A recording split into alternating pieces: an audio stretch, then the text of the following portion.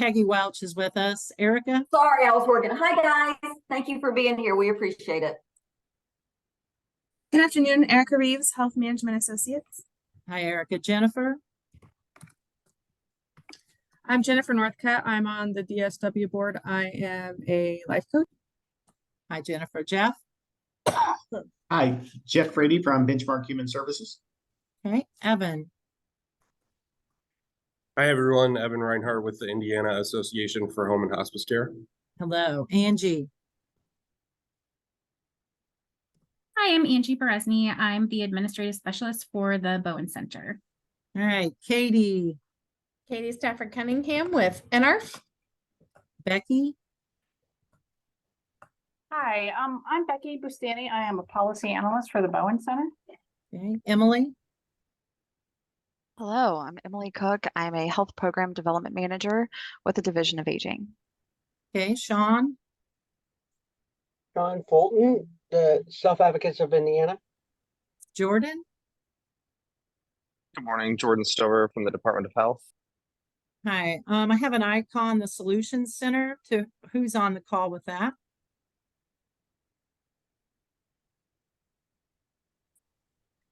My name's Chris Spinks, and I'm with Southern Indiana Center for Independent Living. Hi, I'm Chris. at the Solution Center. Yes. Ginger?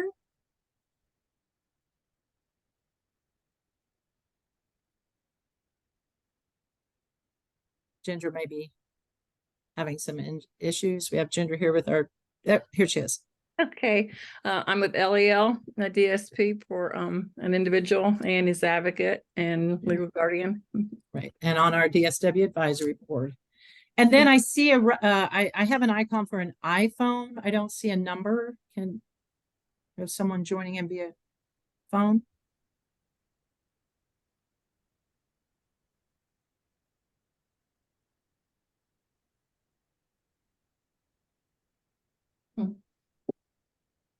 I think she had unmuted herself before everyone else logged in. That's Megan Berger. Oh, Megan. Okay. Oh, there you are. Hi, I'm Megan Berger. I Okay. am. Hi, Megan. Thanks. You're welcome. All right. Did I miss anyone? And I'm with Self Advocates of Indiana. Okay. And I see that Brittany Dalton is joining us. I'm recognizing that. So I just see the audio connecting. All right. I'm going to go ahead and move forward then. Thank you all again for being here. I do want to spend just a few seconds to update you what we've been doing since our last meeting in October. So all of that feedback that you so generously shared has been compiled, and we've developed that draft of the DSW training RFP that was shared with you on Thursday, just yesterday. Today, our goal is to finalize the DSW terminology and that definition language, as well as walking through and gaining your insights on the general responsibilities section of that RFP draft that was shared with you. We're also, we're going to be preparing some additional sections to be included in that final RFP, and we would like to garner your feedback on that as well today. So again, a very jam-packed agenda. I would be remiss if I don't flag again for everyone the potential for a conflict of interest. This is important what we're doing, and I want to ensure that we do not compromise the integrity of the process, nor preclude anyone who might be interested in bidding on the RFP from doing such. So just as a reminder, House Enrolled Act 1342 required DDRS to establish a training program through the development of this request for proposal and under contract with a vendor. Because of that, we're going to share some conflict of interest language, and I'm going to read it before we proceed. This group has been established to help guide the development of the RFP process. It would present a potential conflict of interest if there were a prospective vendor in the group that is providing input on those decisions. Because of this, any individual organization that may be submitting a bid in response to this future RFP or participating as a potential subcontractor in said bid should exclude themselves from this conversation and any and all future conversations with this action area. Further, entities who choose to participate in this work group and then submit a future bid may be disqualified by IDOA due to that conflict or this conflict of interest. So lastly, while we will be sharing outputs from this work group more broadly, we do expect, as we have throughout, members to maintain discretion and avoid sharing work group details with any prospective vendor. If you do believe that you may have a conflict of interest, we ask that you leave this meeting now before we move on. Okay. Give a moment and we'll get started. So let's just dive right in. I am going to be leading us through today, but as always, the Bowen Center is going to be assisting in facilitating the process. So they may jump in at any time to ensure that we are adhering to the process that we desire and that we gain all the feedback that we want. And at a particular point, I will turn this over to guide us through some of that open-ended commentary that I just referenced. So our first item is to talk about some of our previous conversations and specifically terminology. I just want to remind everyone, as we talk about the title for this DSW, this isn't to establish the title for workforce development or the Bureau of Labor Statistics. This is for our reference. So as we move forward in this process, we know of whom we're speaking and the role that we are referencing. So after we've reviewed and analyzed the feedback, there have been 2 versions of the terminology developed, and we would like to have your final comments on these. And we do plan to finalize both of these today, as well as the definition. Hi, Megan. So we have 2 options. The first option is home and community support professional. And the second option is home and community support specialist. So those 2 options.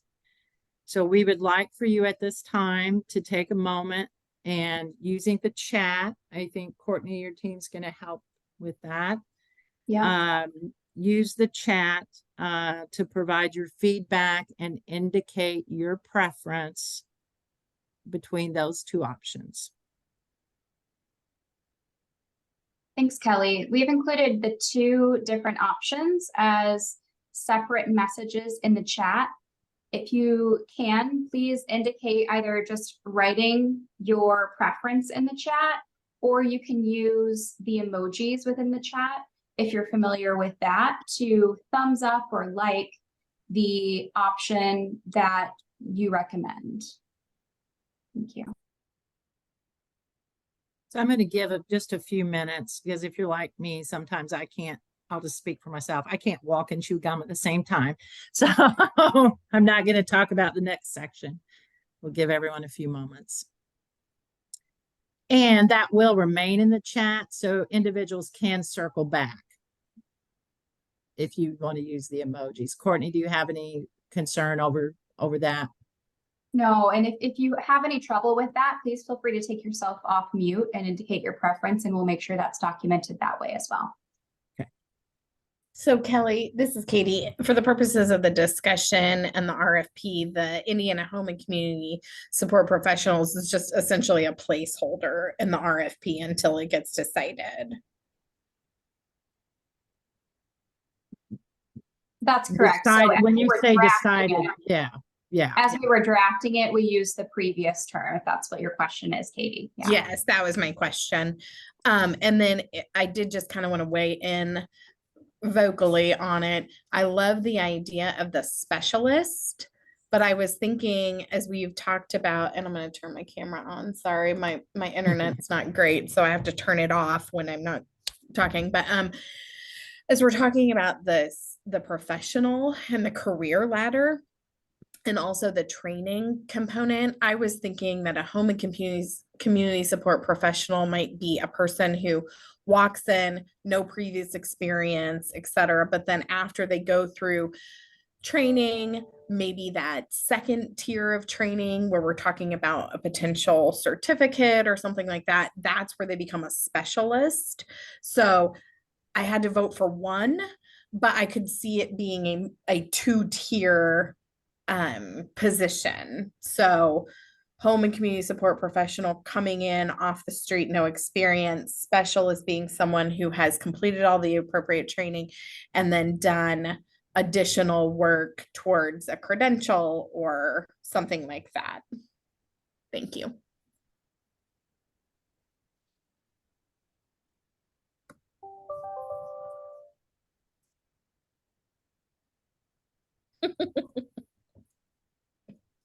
Okay. All right.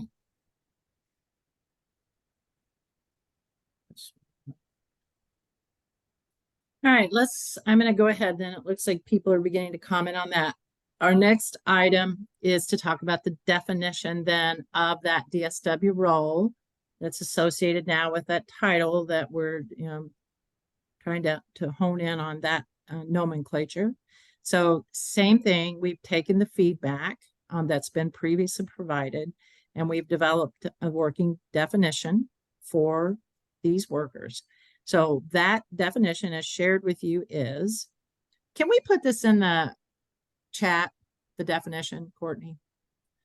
So the definition is a trained professional who supports and partners with an older adult or a person with a disability to provide person-centered supports across a range of home and community-based settings.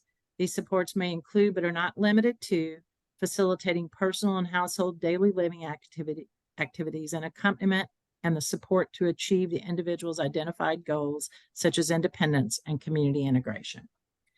So again, if you want to provide commentary on that in the chat, and then we will take that internally and work to finalize that within the RFP.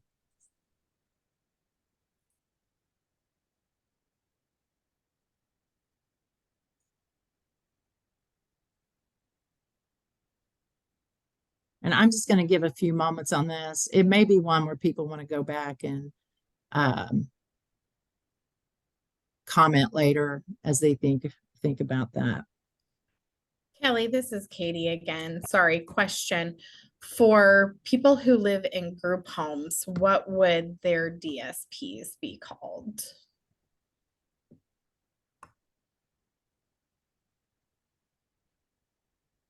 Well, this is always a little bit complicated.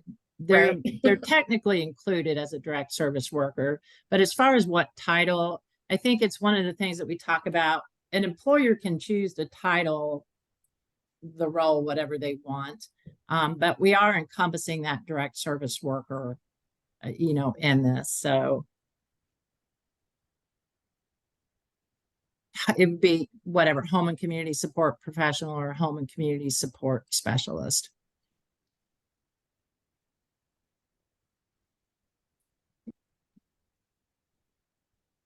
I would anticipate that the term direct support professional will be continued to use in the lanes where it is used now as far as kind of day-to-day title. I don't see a lot of shift in that because of our use of this terminology in the RFP and to frame our work around the direct service workforce initiative. Thanks, Kelly. Pardon me. When I think of a specialist, I think of someone that's only going to work with one particular type of disability, like autism or TBI or, Down syndrome, one of those. I mean, they're all going to be professionals, but are we going to say, okay, because you want to specialize in this one particular area, and this is the only type individual you're going to work with? Is there going to be any kind of a distinguishing factor in that, or what? I think that's where the credential, which is our next section, really comes into play. What we're talking about is there is a core competency credential that says an individual is defined as credentialed as a home and community support, whatever we decide, professional or specialist.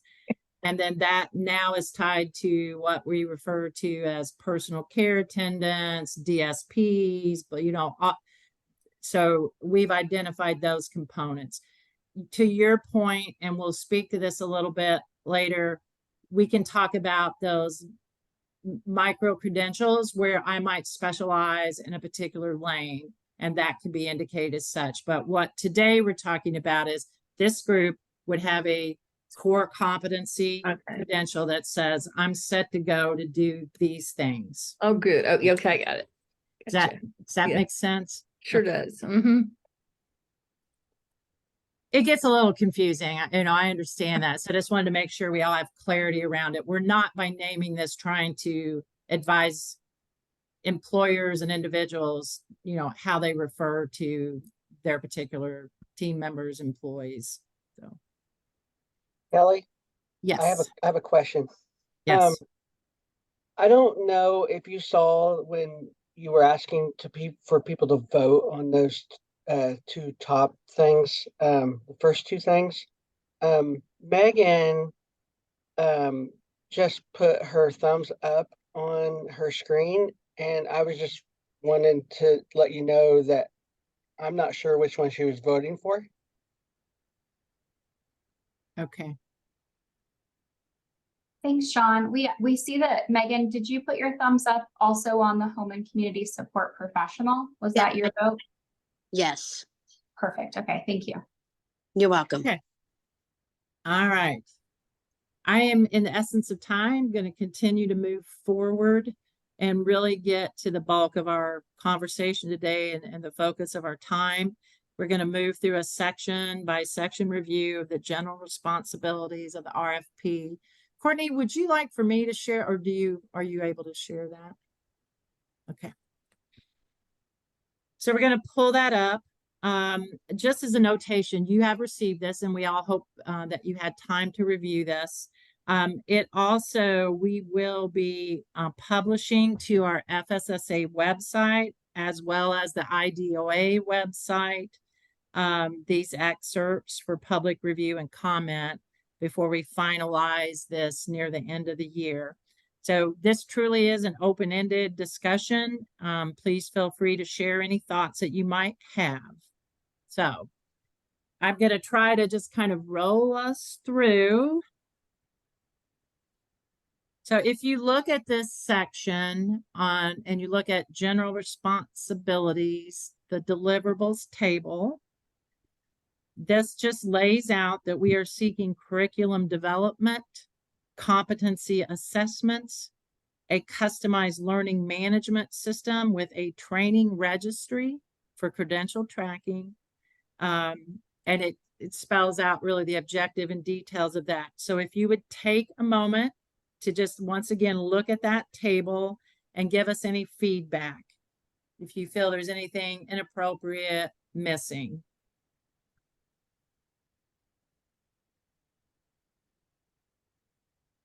Are you all able to see okay, or would you like me to modify the screen in any way? I can't see it. For those Make of it us of a bigger? certain, for Okay. those of us of a certain age, the font size is a little bit. No problem. Well, I'm gonna, I'm not saying about the age thing. I'm just saying my eyes stink. all right. Much better. I can't fit it all on one screen, so at some point I will scroll a little bit. But if you have any comments, I will also be taking live comments. So feel free to share any feedback or thoughts that you have as you're reviewing.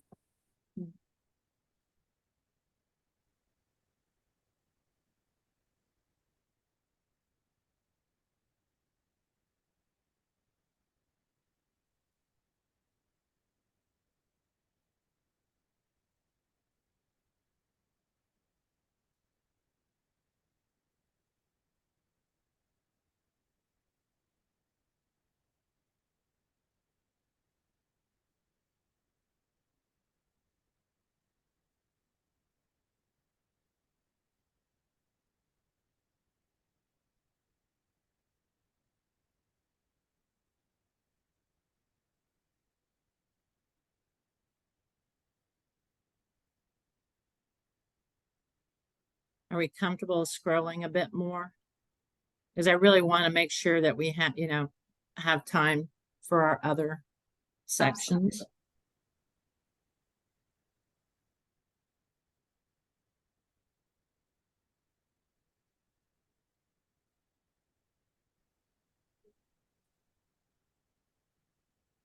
Yeah, I think it's very well written, the way it's layered out. It makes it very easy to understand.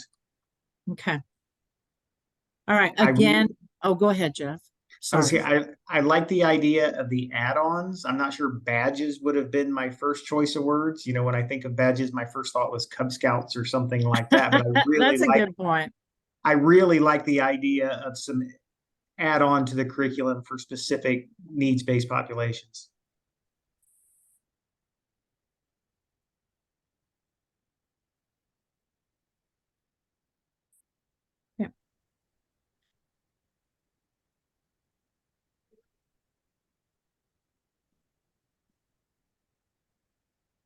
And again, this is fluid. And while I'm moving through formally, if we need to, come back, Courtney is making live, notation.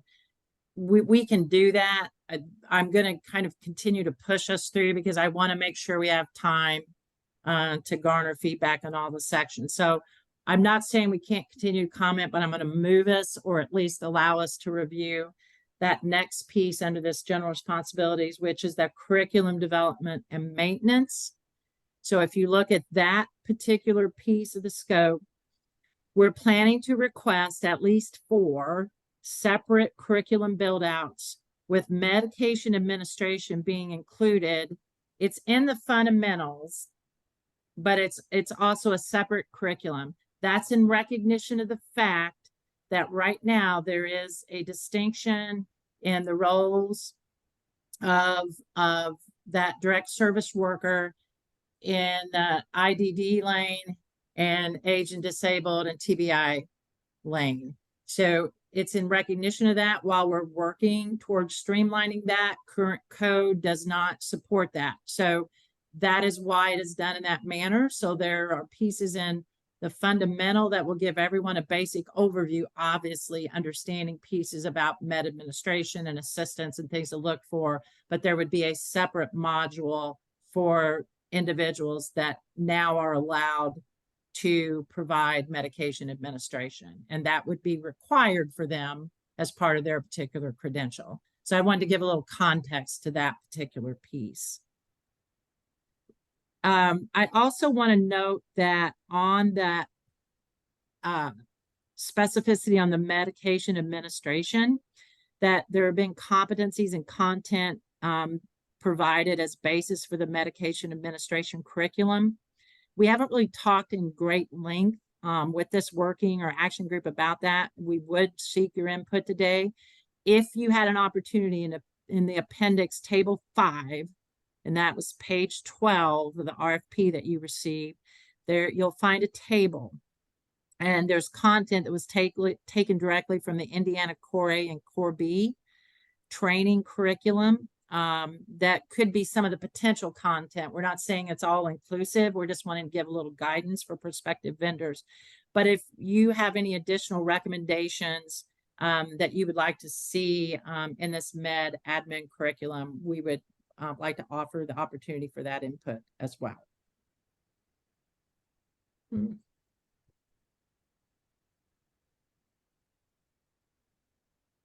And then as you're digesting that, just to frame this whole section, you also saw that 4th component, Jeff, to which you spoke, the micro credentials, kind of that adding on additional certifications or whatever terminology we land on. So these would be in addition to that foundational basic training for the core competency credential that we've talked about previously. We've taken a lot of the feedback that we got to say, oh, these would be great, for those add-on micro credentials. So we want to put in this RFP the ability to have these additional modules for professional development and for people to really laser in, if you will, and supporting maybe specific populations or having specialized skills in a particular competency area. So we've got a starter list, again, not intended to be all inclusive. That's on table 6. That's also page 12, and Courtney has that pulled up for you.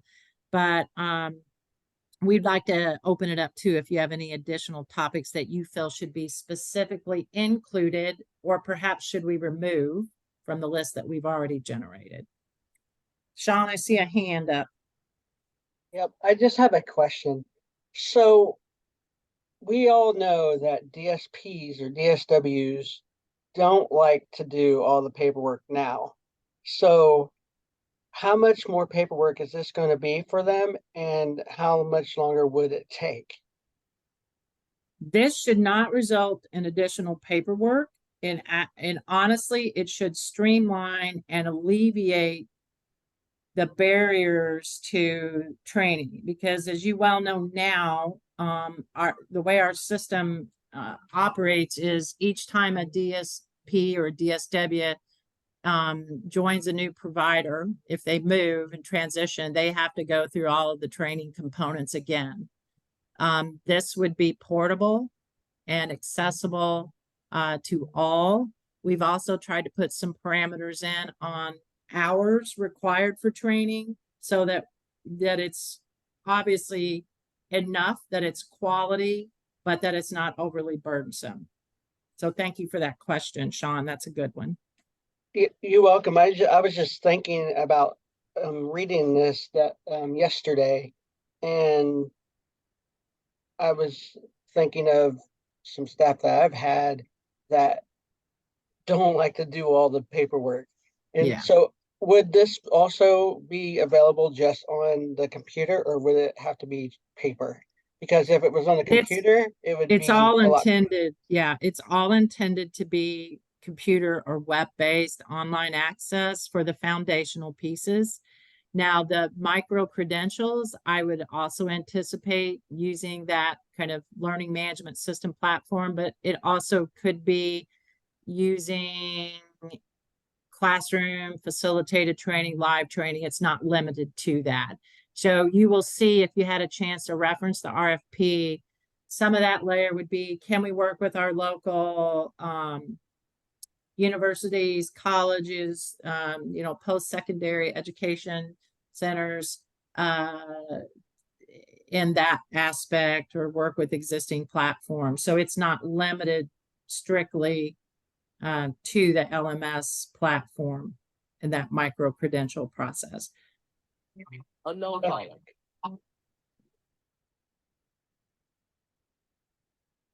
The other thought to this is, know that we're going to be changing code. And right now, at least in the IDD world, and there is, Jeff, you can nod to this. There's an extensive list of training requirements, and individuals are doing that now and going through hours of training before they can deliver services to individuals. So it's not meant to add, it's meant to streamline and actually reduce abrasion and make it easier. So we're going to be looking at, how next then do we leverage in and recognize experience along with competency assessment, what would be required to keep an annual certification. It certainly isn't come back and do all of this again, right? The next year. Okay, So the only reason I was asking that is because I was thinking of the staff that has to, I don't want to say deal, but that's the only word that can come to my mind right now. Deal with the more significant individuals that they have to work with, that has to have constant supervision if they're doing paperwork. You know what I mean? This should not add any paperwork. This is all pre-service delivery. Training must be done pre-service delivery. You have to have that was my thinking for that question. So yeah. Okay. Any other thoughts or comments? And Courtney, I'm sorry, I'm looking at some other pieces. I'm not monitoring the chat very well. So Hey, Kelly, it's Jordan from DOH.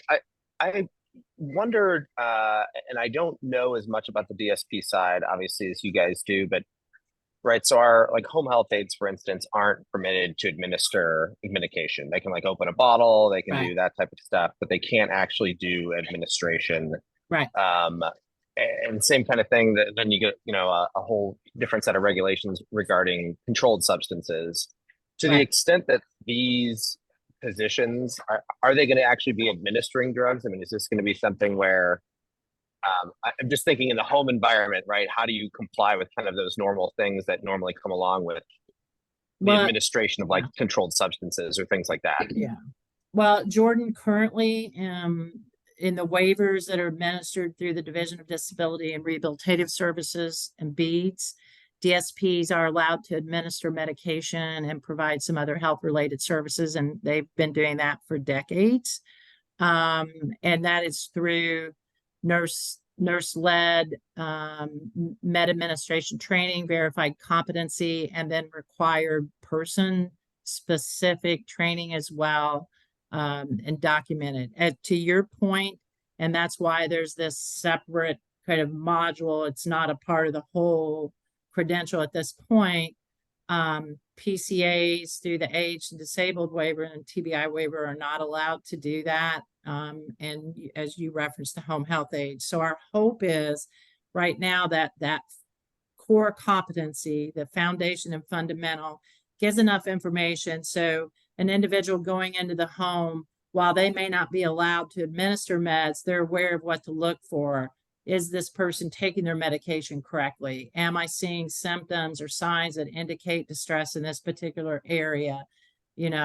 So that they are a quality support provider. And as you all know, Jordan, I know you well know this, there's an appetite for how we might better explore that concept of nurse delegation of some of those responsibilities to that direct service worker and those other lanes. And it would kind of lay the foundation for movement forward to that down the road, but we're not there yet.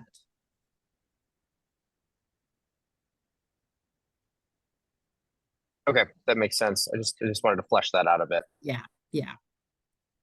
No, that's a very good question, because people might wonder, why is that med admin separate and then these folks can't do it? So really trying to build this in a way that allows us movement forward, but doesn't contradict and conflict with rules today.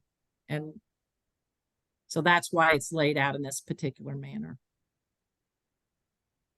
Something maybe to consider on the micro credentials, something involving the health and safety around physical interventions, above and beyond behavior disorder, but we know a lot of individuals require that physical intervention, and just an emphasis on health and safety, both for the individual and the staff when those situations do arise. I know some providers use formal programs for that, but others don't. Right.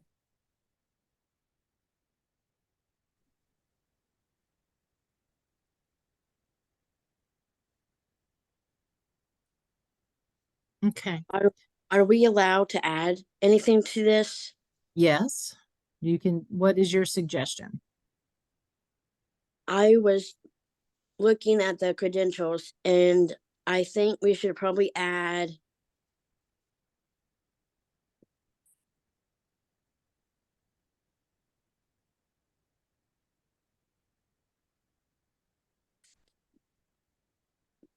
something to do with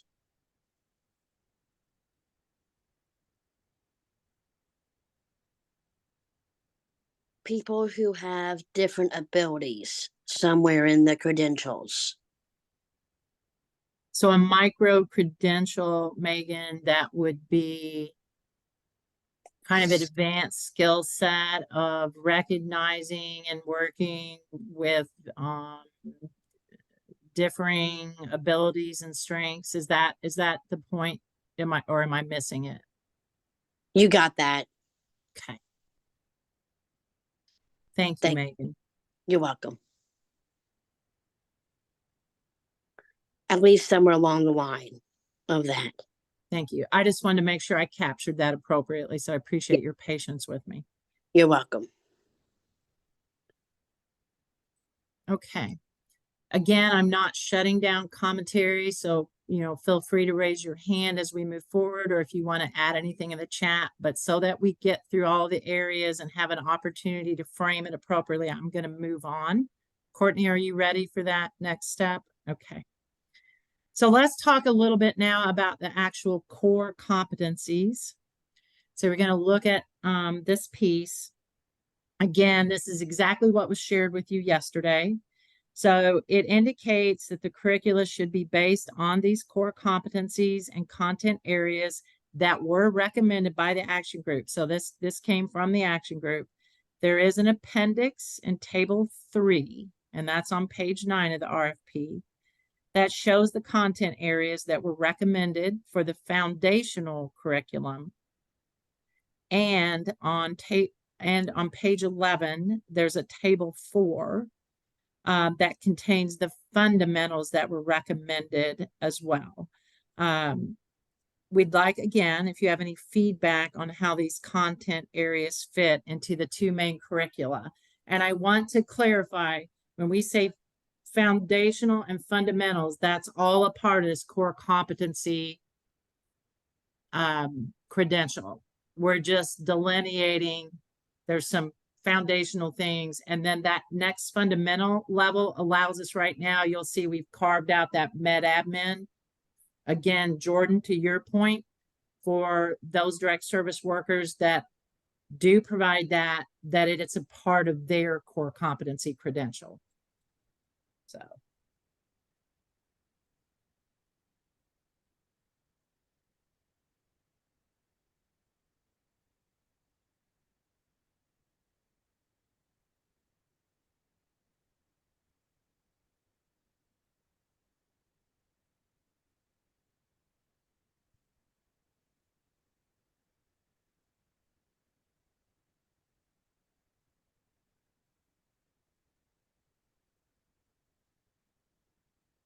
And I truly am just going to give a few minutes here as far as like the actual content area, because this is, Courtney, correct me if I say anything inappropriate. This is basically the feedback that we received from that 10-6 group, refinement of it.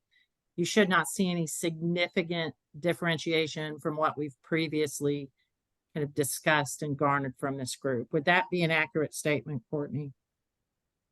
Absolutely, yeah. Yeah, a little bit of wordsmithing here and there, but no significant changes within the content areas. And Kelly, if it's helpful, I think maybe it might be helpful for us to share exactly what happened with their packets. So we took all of the feedback that everyone provided during the 10-6 meeting, and we did a full analysis of every single piece of feedback that was received on both the competencies and the content area. So what Kelly is referring to right now is the changes that we made, either additions or modifications to the language in the content area.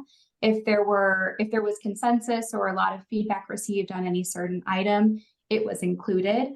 And then also the mapping to the pre-hire versus the pre-service curriculum. The pre-hire was identified and mapped to the foundations, and then the pre-service mapped to the fundamentals. Yeah. And so that's how we sort of landed on where each of the content areas fell across those 2 different components of the curricula. Down to the point of percentages. I mean, it was very nicely done. So know that your feedback was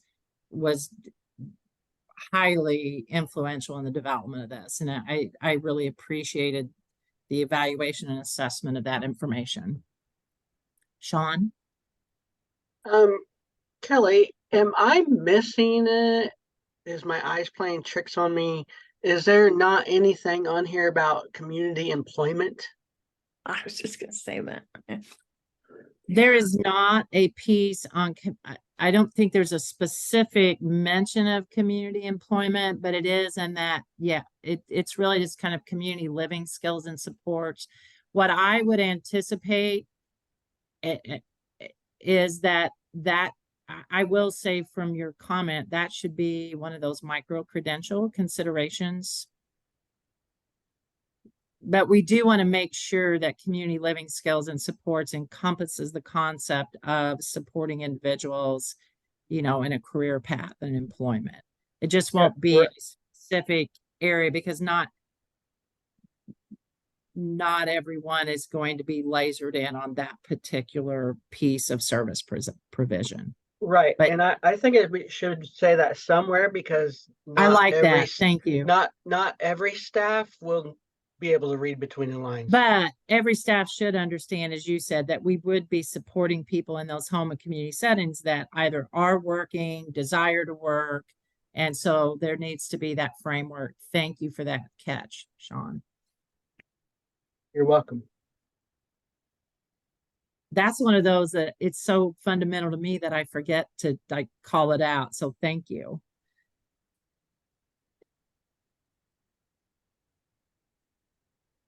Okay, again, essence of time. I'm going to move us to the next piece. We talk about competency assessment. Again, there is on page 5 of the RFP, there's table 2. This illustrates the expectations for training delivery and the assessment that would demonstrate competency. What we envision now is that we would utilize the LMS to store and track students' progress and portable credentialing. So if you have any thoughts on that proposed modality of training and or testing, we'd appreciate that. And I would just also provide an additional prompt. Do you have any thoughts about minimum passing score on either the final competency exam or any like mid-course exam and quizzes? Because obviously there would be pieces of assessment prior to some kind of final competency assessment or exam.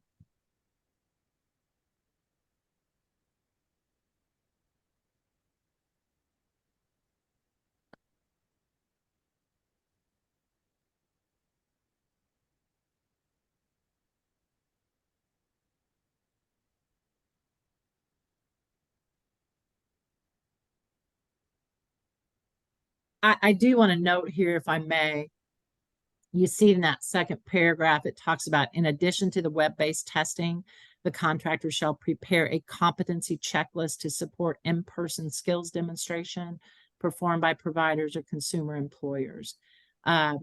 So this is in recognition of the fact that not everything can be done through an LMS or online web-based platform, that there are certain things, so like med administration training, or if we want to recognize the attainment of CPR first aid, right, through live instruction, that we be able to recognize that and load this into the system and it be a part of the record. So just know that we have attempted to, in this framework, acknowledge that we do not see this as everything is web-based. We recognize the importance of in-person and person-specific training as well.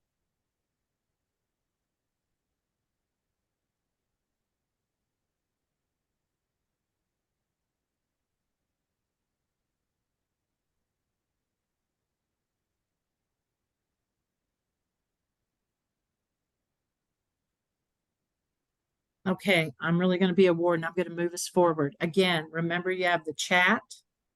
And at any time, raise your hand. Courtney, Becky, Peggy are all helping monitor that. If I don't see it, you all jump in and say, Kelly, we need to circle back. So let's move to the training specifications section. So this relates to the audience, the cadence format. So as we look at the language outlined in the initial draft, we thought it might make sense for the training curriculum to be broken down into self-contained modules that can then be used for future continuing education requirements. So Sean, I'm kind of circling back because you unknowingly kind of laid the foundation for this piece. So we have all of these, 13 core competencies that are required for this first piece of the credential. And we certainly don't want to make everyone take that again every year. We want to recognize experience. We want to recognize professional development. But are there pieces within that competency that we say, every year someone should go back and revisit X or X, Y, and Z, or from these 5, do 3 of the, or whatever it is. So this would allow that to be separated out. In other words, it's not here's the core competency package and you have to go through the whole thing. Also, as we've already talked about, an effort to kind of streamline that training delivery and the presentation of the documentation of student progress. content that can be taught in an online forum or through videos, lessons, and quizzes should be developed as such. And then for person-centered skills that are better learned in a hands-on fashion, we're requesting the development of like a guiding skills checklist that a nurse or other instructor can use to, to teach from. And then finally in this section, as we think about completion of training and tracking that and the registry itself and issuance of said certificate, what information, and we've kind of laid this out, should be collected for that tracking and reporting purposes. Is there anything that you think needs to be added to or removed from that? And you can see we're talking about public facing pieces and internal facing pieces of that. So I am going to give a moment for that particular piece.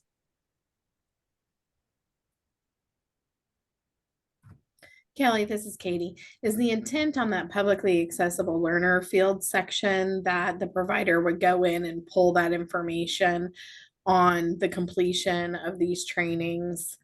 Or would it, are you thinking that it would, excuse me, automatically report to the provider once these are completed? I don't know that it would automatically report to the provider. Right now, we're really kind of talking about that credential. So this really would be public facing, accessible to all, not just providers, would be Kelly Mitchell has received this core, competency credential on such and such date and is current, right? And that should be able to be pulled and carried to any provider and recognized by the state as signifying this person has been appropriately trained and credentialed to deliver services, and thus from the provider aspect be, reimbursed that that's a person that has been identified as able to. Now, as we think about that micro credentialing, Katie, we are looking at from that software platform, we want to make sure that there can be this interface or export or integration for access. But I do want to remind folks, eventually, it may not always have to pass through a provider, right? An individual can get this training outside of a provider and say, I've got my credential. So we want them to be able to print that credential and carry it to wherever. Mm-hmm. Sean? So I may be reading into this too much, but is this going to be just from now on going to be just training online and not in person? And then the second part of my question is, will a person with a disability be included in the training of new staff? Because I think that's what should happen, because that way the new staff will be able to see what they're getting themselves into. Yep. Instead of just being thrown into it. Yeah, that's a good question, Sean. So again, I just want to clarify, this is about a core competency. Some of it, a large piece of this is LMS. For that kind of foundational fundamental piece. And Sean, I'd like to note, I think that's likely already utilized, within a lot of provider organizations. All know I came from a provider organization years ago. We had an LMS system. So, we use that. It does not replace nor is it intended to be the end-all platform. We've referenced in-person training, as we think about med admin, some of those other pieces. In addition to that, this does not dictate the rules or administrative code around requirements for particular providers, say, or direct service providers, say a DSP or a personal care attendant. And I'm going to talk about this at the close, and I don't want to labor it too long, but I want to fully address your question. We now will be launching an internal work group to rewrite administrative code. So part of that, and it's already currently required, is person-specific training is required prior to service delivery. That's not going to go away with the launch of this platform. It's not meant to replace that. This is meant to replace when a direct service worker is now hired, they have to go through a lot of kind of classroom-based, web-based learning on individual rights and all the pieces that we've listed here before service delivery. So this is meant to make it easier to access, to provide a standard curriculum across the state, because right now every provider does it in the manner in which they see fit. They design their own training. It's just, there is no standard curriculum. So it's to standardize it and improve quality. And it's to make that credential portable. So if I leave Acme Inc. and go over here to Kelly Mitchell, provider B, and then I want to go over to Jeff Frady, I don't have to be trained 3 times in a 1.5 year period before I can even provide service, because I've been trained on what has been agreed to as the standard fundamental foundational competencies to get launched. Now, if I get hired by Kelly Mitchell and I'm going to support Katie, I'm looking at your name, so I'm going to say Katie. I'm going to support Katie. Kelly Mitchell's company still has to ensure that I work with Katie and I'm trained specifically on Katie's wants and needs and supporting her. That does not go away. Does that address your question and concern, Sean? Yeah, it does. And Okay. then what about the person with disability involved in the training also? They should be now, honestly, in that person-specific training. That should be a part of it. But I want to take your comment and make sure, as we are developing code to support this change and launch of a statewide curriculum, we don't lose that. So Courtney, would you please note that? Were you looking for recommendations on a passing score for the LMS Yes. piece? Yes. I mean, Jeff. just from a provider's perspective, anything under 80% to me would be a little scary. Yeah. I think I agree as a person with a disability. Yeah. Yeah, Jeff, to your point, I think, you again, the world from which I came. I think I had the competency set at ours at 90%. I wasn't comfortable below 90. So Yeah, we definitely don't want to set it too low. Mm-mm.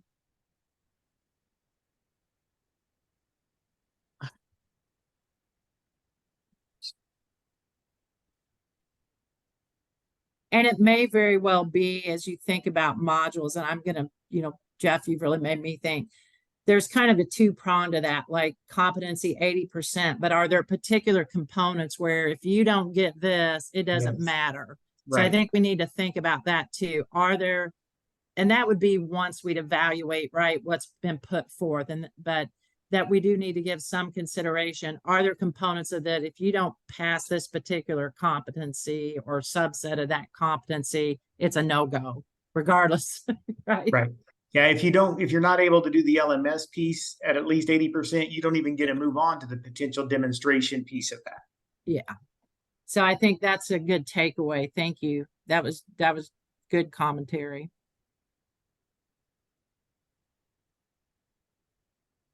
Oh, I'm watching time.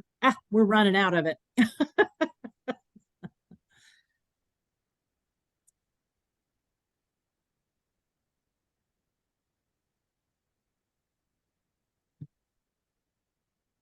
Any other thoughts on this? I really want to give time for, thought and deliberation here.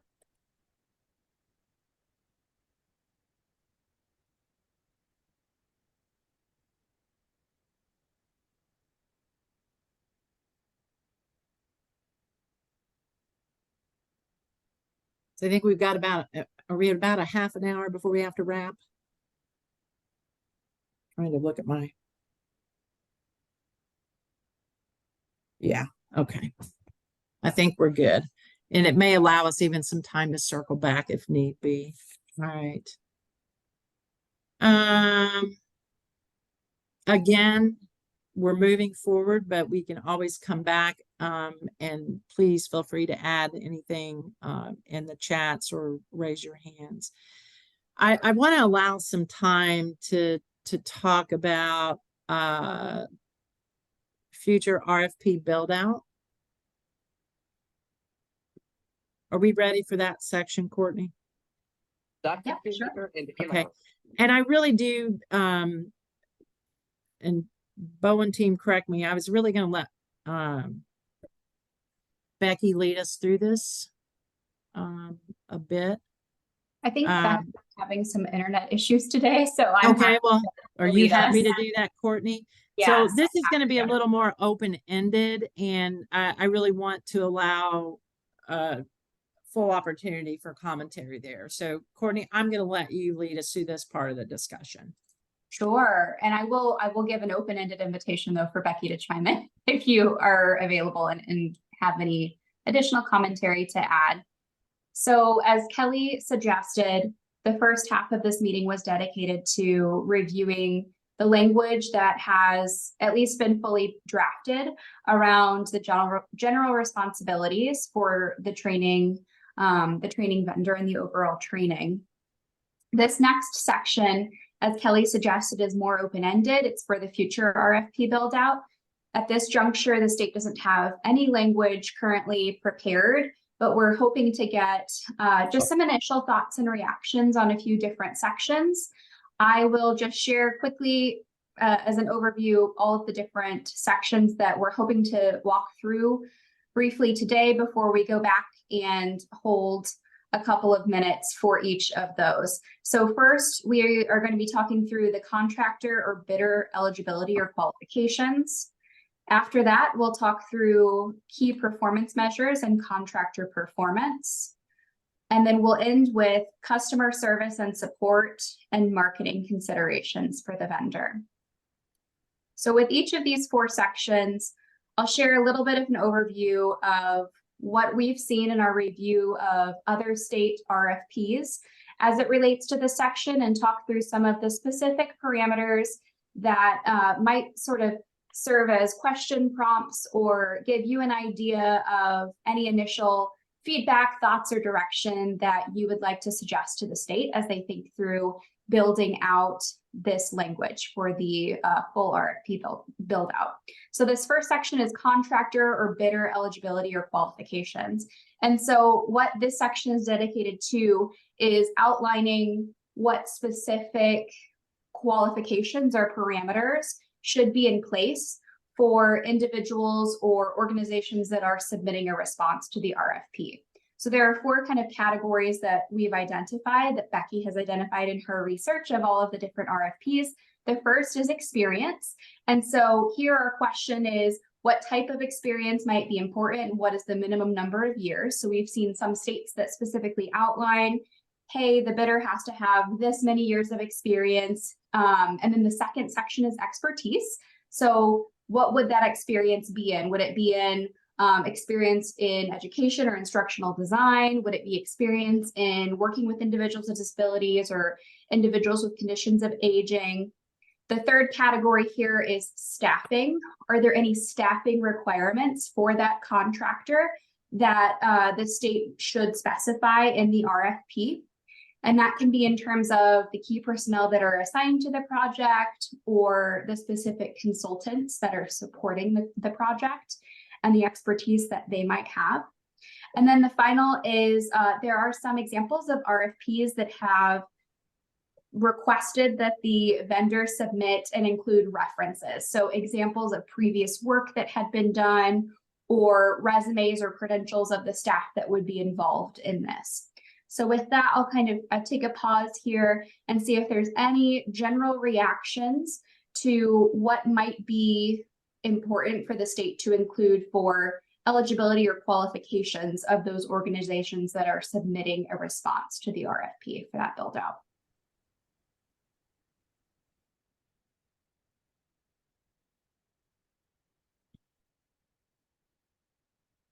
I might just add to the experience section, demonstrated success.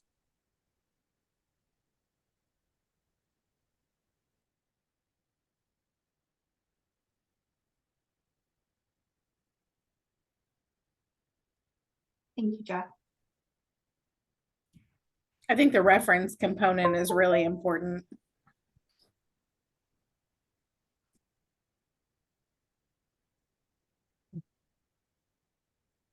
what are thoughts around that? You know, not just type of experience, but do we want a minimum number of years, or is it, Jeff, to your point, is it more about this demonstrated success, or what do people think about that? When you're looking at a technology-based system, you don't necessarily want to look for 10 or 15 years experience. You know, technology's come a long way in the last 6 months. So you don't want to get too caught up in longevity, but that demonstrated success is probably a much more valuable piece for us. I Some- agree with, I agree with Jeff. I was going to say, I think 1 year might be a little bit too short. Mhm. Just thinking about some of the technology platform changes that have been done at the state, there were some growing pains. And I feel like that first year doesn't give you an actual picture of what can be accomplished with it, because everybody's just trying to learn the platform, implement it, etc. And then another question I had, Kelly, are you anticipating a single vendor for this or multiple vendors? Right now, the approach would be is the preference is a single vendor, but what I will say is the door is not closed to multiple vendors in the process. So the target is a single, but the door isn't closed. So as those RFPs are, as those bids are received and evaluated, the state would, would have discretion to contract with more than one, but the goal is a single. Just as, we're looking at cost, coordination, all, logistics. And one of the things that we've truly heard too, and this has resonated with me, is from provider groups, is think about, they have software systems, interface. So we want to try to streamline it. So the door isn't closed to multiple, but the target is a single vendor. So if they're currently using a vendor that is not chosen to do the online training in the future, they would need to switch to this, correct? Well, they wouldn't have to switch. This is going to be a standalone. The individual accesses it through the provider. The provider does not have to purchase through the vendor. Does that make sense, Katie? I'm not following. Sorry. Right now, the way the system works is that each provider has to develop and provide what is, let's just call it initial training orientation that's required by code, whatever that is, and whatever lane it's in. So some have their own LMS system, some use an outside LMS system, some use actually just, instructor led. A lot of people don't. That gets replaced by this. So the foundational and fundamental piece certification, this is a standalone. It's not a state system. They're not developing a software system for the state, for us. This is going to be managed by this vendor. And so that registry will be outside of the state system. So a DSW or potential DSW would access this LMS platform that way, as would a provider, for information. And that's why we've talked about being able to kind of upload or add other components of education for this registry and tracking. Right. I guess so the provider doesn't have to. That's not the vision right now. Isn't that every provider contract with the chosen vendor? It's a contract with the state. But a provider could be a liaison for the direct service worker to access and complete this platform. I think, and that's kind of one of the technology pieces is how to, what kind of access can be provided to that, who has access, and all those things we have to, we would work out and look at in the review of the bids. So again, this is meant to reduce burden, administrative burden on providers, as well as, you know, the first and foremost is we want to be able to make it easier for a current or potential DSW to get the foundational training so that they can, you know, work in the field and move forward in this career path. And what we don't want it to do is prohibit, say, a provider who does maybe have their own LMS or they partner with, if they want to use that for things that they do, because we recognize there's other training that happens, right? You orient team members to your company, your culture. That's not prohibited by this. That's kind of a different thing. Sean? So this may be off topic, but not, I mean, is there going to be, is the providers going to issue the staff like laptops or something? Because not all people that work in this field can afford laptops and stuff. I mean, that's a good question, Sean. I really think that's a different lane. This wouldn't be an ongoing requirement. So, you know, yes, I mean, providers would have to ensure that a potential or current DSW had access somehow to this web-based application, but that could be done through a library, through a desktop at a provider organization, through a home computer, through a kiosks that are provided in other locations, personal laptop, what have you. Mm-hmm.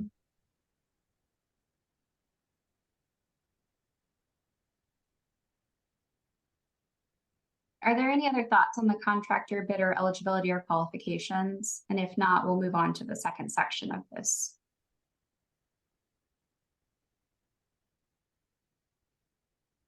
All right, hearing none, I will move ahead. Our next section here, and I'll zoom in a bit so we have some space, is key performance measures and contractor performance. This is a standard section for all RFPs generated by states. And the general premise of this section is how will the state ensure that the contractor has successfully met the expectations. So we have three different considerations that we sort of drafted for this. And that is outcome measures. Are there performance metrics that should be expected for the contract? The second is quality assurance standards. What quality control standards must a contractor adhere to in order to fulfill the terms of the contract?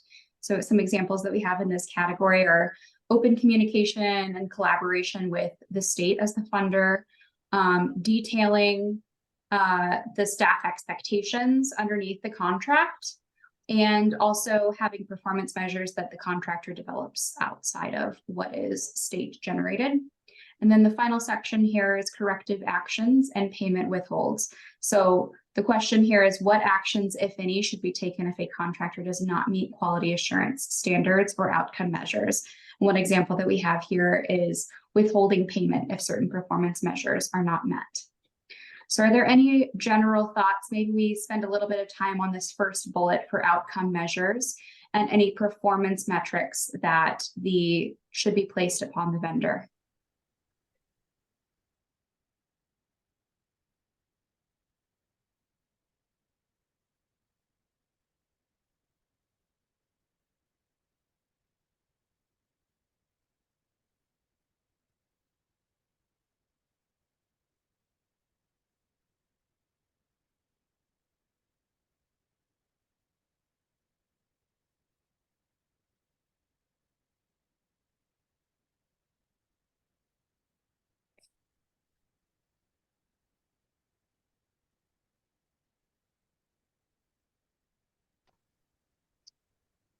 Hi, this is Emily. I wonder if we need to place performance metrics on the availability of the system.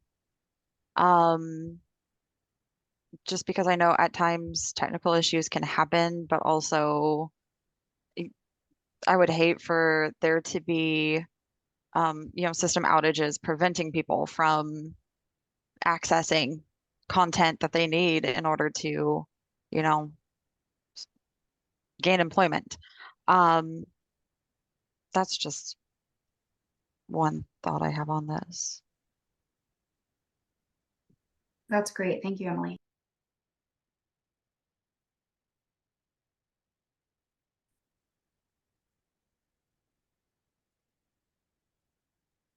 This is Chris. Excuse me, I've got a bad cold. On the benchmark, it seems like 75% is a low number for that section. I mean, if people are taking this training with the aspect of finding employment, and this is a good training, it should be higher than 75%. That can demonstrate the newly acquired skills following each session. 75% seems like a really low number to me. Yeah. Yeah, I think this goes hand in hand with our conversation earlier about competency assessment and that passing score.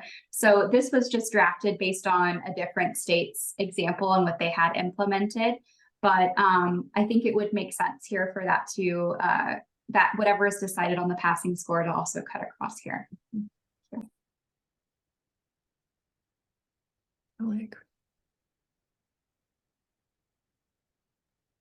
Are there any thoughts around the second example here around trainee satisfaction with the training program?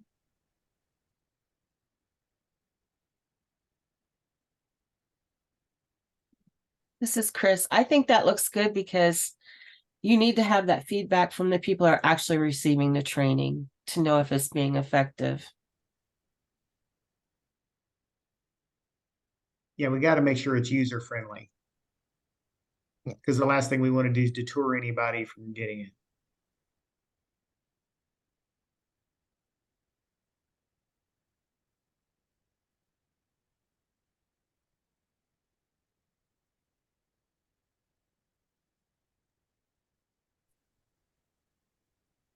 Jeff and group, to that point, your comment on user friendliness, and I agree. Obviously, primary user is that DSW, potential DSW. But what about, a lot of conversation about, we have to recognize providers are going to be accessing this information, right? That public. Do we want anything around that as far as, to your point, we want to make sure the system's up and running, accessible for the folks that want to gain the credential. But what about other access matters for employers, providers, like getting the certificate? I don't know. I'm still trying to frame my thought, but you made me think of that with your comment. I think a universal platform is important. You get some vendors out there that use this specialized software that works great for them, but nobody else can access it. Yeah. It's kind of like having an Android in an iPhone world. Mm-hmm. We don't need that. We need it to be universally accepted without, a burden of additional costs for new software or things like that.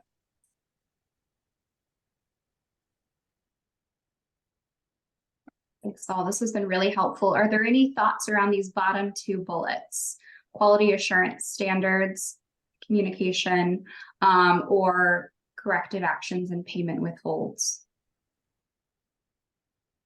This is Chris. I had one more on the outcome measures from our last discussion. Should there be something in there where the providers who are trying to check the training for these DSWs to, their certificates and whether they're active, should there be a place where they can report if they have incidents, or should there be a measure around, like Kelly said, can everybody access it from, not just the training, but to come in from the employer side and have access to that information?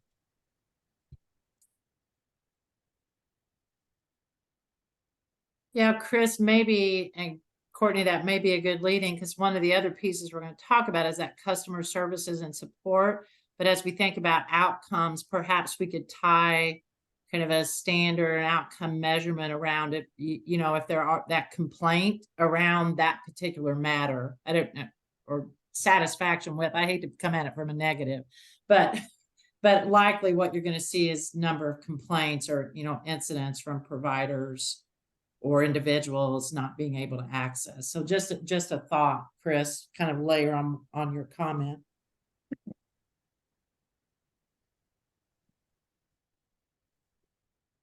Yeah, that's great.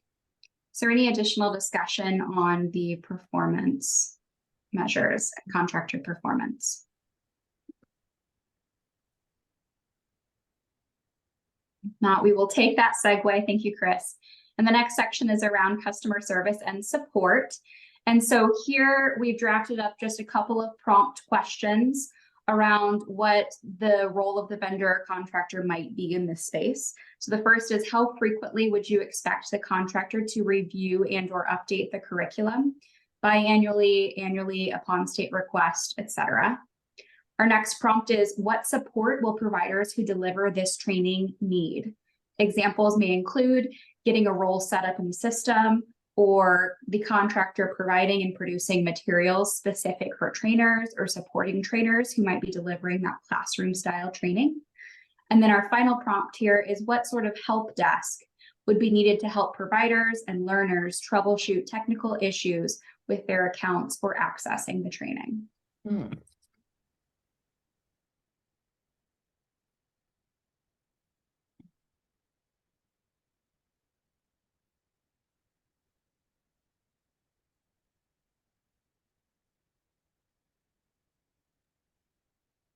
This is Chris. On the first bullet point about the frequency, I think it should at least be reviewed annually, maybe not changed, but looked at least annually, and then decide if anything does need to be updated. Because if they're having to do annual renewals, I know everybody doesn't do it on the same day, but I think they should at least be actively looking at it on an annual basis.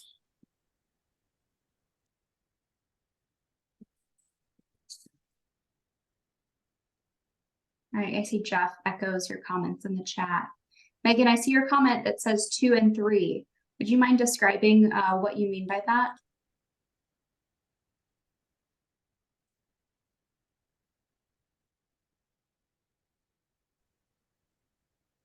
I like the way it's read, how it's quoted with the words I liked on 2 and 3, the bullet points. Okay, great. So you think that there should be a role for the providers to support, or excuse me, a role for the vendor to support the providers with those resources? Yes. Thank you. And I think we should probably identify standard business times for that, you know, whether it's Monday through Friday from 8 a.m. to 4 p.m., you know, just to make sure that providers are able to facilitate with a direct service worker how to enroll or sign up or whatever the process looks like for them to get access to that system. Mm-hmm.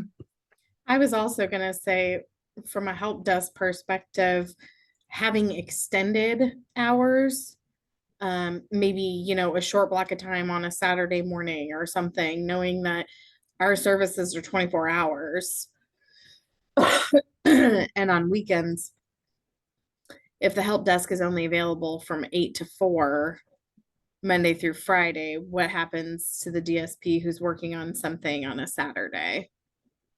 Exactly. I think that somebody should be available 24/7. Because we all That's where I was going too, but I thought that might be it. Too even expensive. if it's even if it's a skeleton crew, at least there's going to be somebody that can get back with you in a, you know, relatively short period of time, hopefully. Or make that one of the metrics, right? You have 24 hours to respond, something like that, so that you, or 18 hours, so that you know you're going to get a response. Oh, that's too long for me. No, too long for me too. But you know, I actually, you know, Ginger and Katie both, I think that's a good point. I'd like to see what's offered up in response to the bid, because, you know, my experience has been, if we're really thinking about the goal of this, first and foremost, is we know we need to expand our direct service workforce, right? So we want to make this easy. We want to attract and retain. So if folks try to come on and go through the modules to get this credential and they can't, they're having problems. When they're having problems, they want to help right then. And that may be the only opportunity. It's like, well, this is too much. I forget it. I'm on to something else. So that's a good point. I think we need to consider that. Definitely. Thank you. I think the response time is an important one. Thinking about the EI hub on the first step side, that's one of the things that in the early part of the implementation of the EI hub, it was taking a week, 10 days to get a response on a technical assistance question. No way. That can't work. That just can't work. Right. I just don't think so. Is it? Did it? No.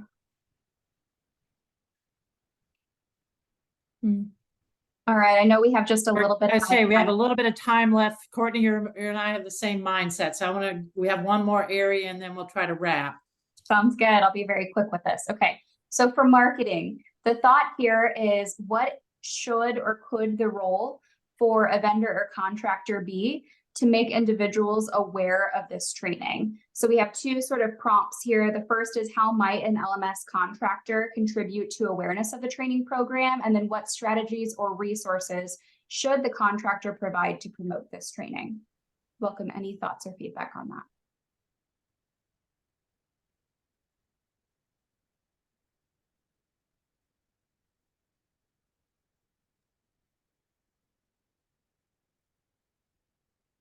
This might be kind of out in left field, but if I had known the very beginning when a family member of mine incurred their injury that there were these type of services available, or that I could transition from being a caretaker to a DSP or on down, get training and so on and so forth early on, that would have made a lot of difference in my life. So I think as far as other people besides just, like consumers, that would directly affect the consumer, I think. That's just my feeling about that. Yeah. I mean, because you got to go through a lot of rehab with your individual, with your family member. Ginger, you're saying you think this contractor should assess and kind of marketing the availability of this and this kind of opportunity for a career credential, like that should be a part of the expectation? Yeah, because your life's just changed completely. Okay. And when you're going through rehab with your individual, you should mention that. This should be mentioned to them. It would have made a lot of difference to me 18 years ago. And, a lot of people, I think it could possibly open up, wow, listen, possibility. And I think at a minimum, a fairly robust website, that's maybe interactive would be good from a marketing perspective, and also maybe a preset list of statewide stakeholders given by the state that this vendor would need to make sure that they ensure active communication with, whether it be the ARC of Indiana, Self Advocates of Indiana, the trade association, across the board. Yeah. This is Chris. I think a big promoted webinar to launch the project, because the more different aspects of society you can get to know about it, then the more it can be spread, like to doctors' offices, nursing facilities, and they can't do that. This provider can't do all of that. But if they do a training about it and how it works and what it is, then that can get other people started talking about it and get it to their website and those types of things.